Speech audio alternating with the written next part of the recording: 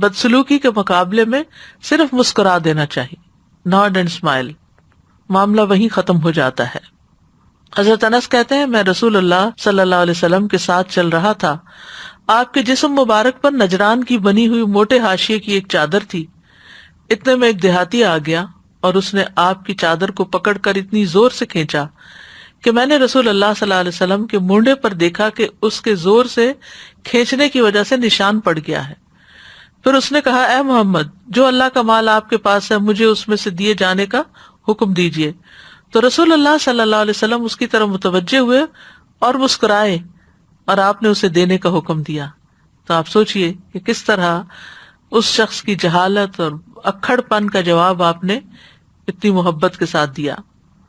وَعِبَادُ الرَّحْمَنِ الَّذِينَ يَمْشُونَ عَلَى الْأَرْضِ هَوْنًا، عباد الرحمن زمین پر تواضع کے ساتھ چلتے ہیں۔